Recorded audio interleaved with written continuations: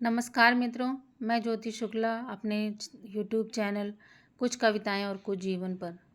मित्रों, कहानियों की श्रृंखला में आज हम महादेवी वर्मा द्वारा रचित संस्मरण मेरा परिवार में संकलित गौरा गाय नामक संस्मरण को पढ़ेंगे। आप सभी इसका आनंद उठाइए और मेरे चैनल को लाइक, सब्सक्राइब और शेयर करिए। धन्यवाद। गौरा मेरी बहन के घर में पली हुई गाय की वयसंधि तक पहुंची हुई बछिया थी। उसे इतने स्नेह और दुलार से पाला गया था कि वह अन्य गोवत्साओं से कुछ विशिष्ट सी हो गई थी। बहन ने एक दिन कहा, तुम इतने पशु पक्षी पाला करती हो, एक गाय क्यों नहीं पाल लेती जिसका कुछ उपयोग हो। वास्तव में मेरी छोटी बहन श्यामा अपनी लौकिक बुद्धि में मुझसे बहुत बड़ी है और बचपन से ही उनकी कर्मनिष्ठा और व्यवहार कुशलता की बहुत प्रशंसा होती रहती है, विशेषतः मेरी तुलना में। यदि वे अपनी आत्मविश्वास के साथ कुछ कहती हैं तो उनका विचार संक्रामक रोग के समान सुनने वालों को तत्काल प्रभावित करता है। आश्चर्य नहीं, उस दिन उनके प्रतियोगितावाद संबंधी भाषण ने मुझे इतना अत्यधिक प्रभावित किया कि तत्काल उस सुझाव का कार्यान्वयन आवश्यक हो गया। वैसे खाद्य की किसी भी समस्या के समाधान के लिए पशु पक्षी पालना मुझे कभी नहीं रुचा। बकरी, कुक्कुट, मछली आदि पालने के लिए के मूल उद्देश्य का ध्यान आते ही मेरा मन विद्रोह करने लगता है।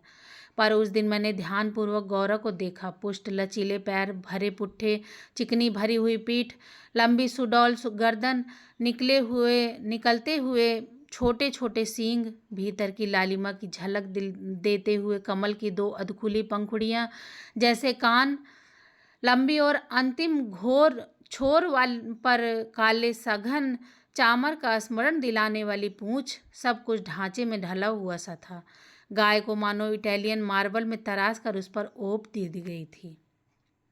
स्वस्थ पशु के रोमों की सफ़ेदी में एक विशेष चमक होती है। गौरा की उज्ज्वलता देख कर ऐसा लगा मानो उसके रोमों पर अभ्रक का चूर्ण मल दिया गया हो, जिसके कारण जिधर आलोक पड़ता था उधर विशेष चमक उत्पन्न हो जाती थी। गौरा को देखते ही मेरी गाय पालने के संबंध में दुविधा निश्चय में बदल गई। गाय जब मेरे बंगले पर पहुंची तब मेरे परिचितों और परिचारकों में श्रद्धा का ज्वार उमड़ आया। उसे लाल सफ़ेद गुलाबों की माला पहनाई गई, केसर रोली का बड़ा सा तिलक लगाया गया, घी का चौमुखा दिया जलाकर आरती उतारी गई और उसे दही पेड़ा खिलाया गया। उसका नामांकरण हुआ गौरांगिनी यानी गौरा। पता नहीं इस पूजा अर्चना का उस पर क्या प्रभाव पड़ा, परंतु वह बहुत प्रसन्न जान पड़ी। उसकी बड़ी चमकीली और काली आंखों में जब आरती के दिए की लौ प्रतिफलित होकर झिलमिलाने लगी तब कई दियों का भ्रम होने लगा। जान पड़ा जैसे रात में काली दिखने वाली लहर पर किसी ने कई दिए प्रभावित कर दिए हों। गौरा वास्तव में बहुत प्रियदर्शनी थी। विशेषतः उसकी काली बिल्लौरी आंखों का तरल सौंदर्य तो दृष्टि को बांध कर स्थिर कर देता था। चौड़े उज्ज्वल माथे और लंबे साँचे में ढले हुए से मुख पर आंखें बर्फ में नीले जल के कुंडों के समान लगती थी। उनमें एक अनोखा विश्वास का भाव रहता था। गाय के नेत्रों में हिरन के नेत्रों जैसा चकित विस्मय न होकर एक आत्मीय विश्वास ही रहता है। उस पशु को मनुष्य से यातना ही नहीं, निर्मम मृत्यु तक प्राप्त होती है, परंतु उसकी आंखों के विश्वास का स्थान न विस्मय ले पाता है न आतंक। महात्मा गांधी ने गाय करुणा की कविता है क्यों कहा है, यह उसकी आंखें देखकर ही समझ में आ सकता है। गौरा की अलस मंथर गति से तुलना करने योग्य कम वस्तुएं हैं। तीव्र गति में सौंदर्य है, परंतु वह मंथर गति के सौंदर्य को नहीं पाता। बाण की तीव्र गति क्षण भर के लिए दृष्टि में चकाचौंध उत्पन्न कर सकती है, परंतु मंद समीर से फूल का अपने वृत्त पर हौले हौले हिलना दृष्टि का उत्सव है। कुछ ही दिनों में वह इतनी हिल मिल गई कि अन्य पशु पक्षी अपनी लघुता और उसकी विशालता का अंतर भूल गए। कुत्ते बिल्ली उसके पेट के नीचे और पैरों के बीच में खेलने लगे। पक्षी उसकी पीठ और माथे पर बैठकर उसके कान और आंखें खुजलाने लगे।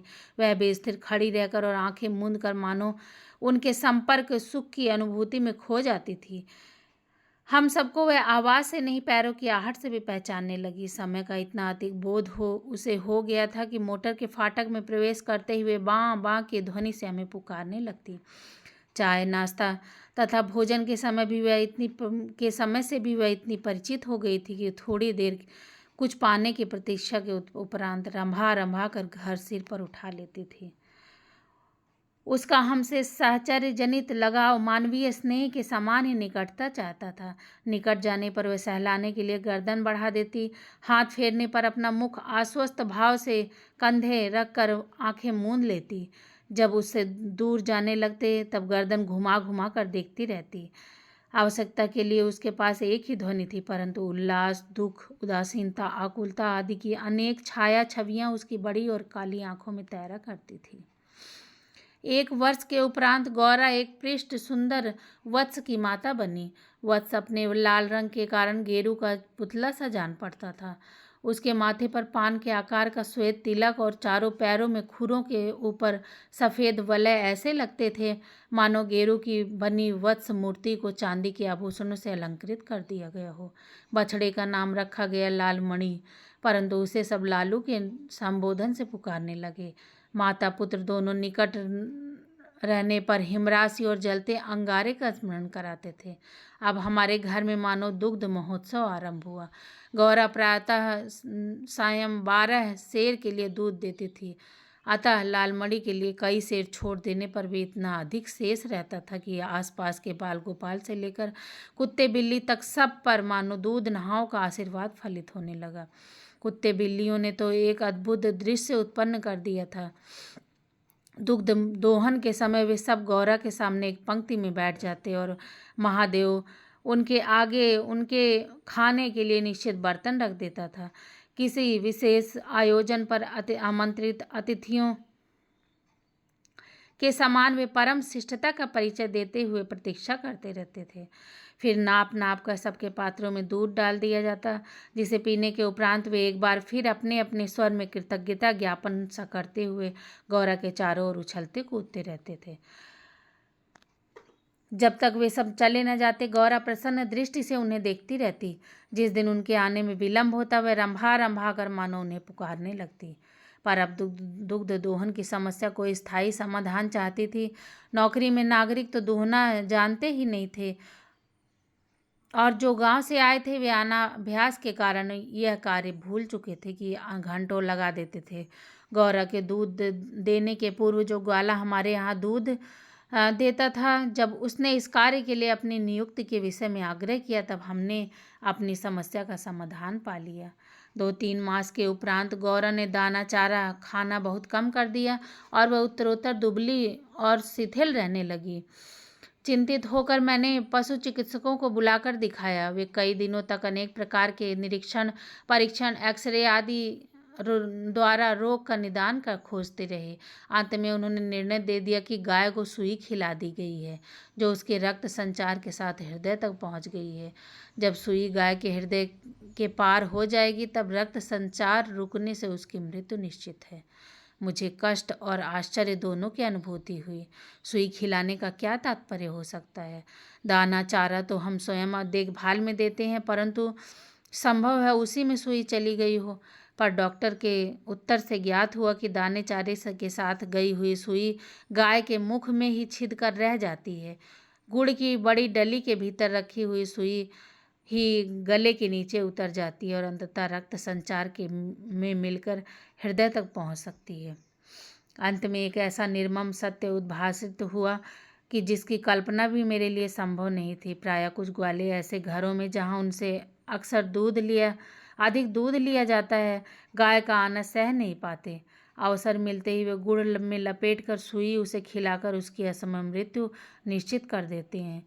गाय के मर जाने पर उन घरों में वे पुनः दूध देने लगते हैं। सुई की बात ज्ञात होते ही ग्वाला एक प्रकार से अंतर्ध्यान हो गया। अतः संदेह का विश्वास में बदल जाना स्वाभाविक था।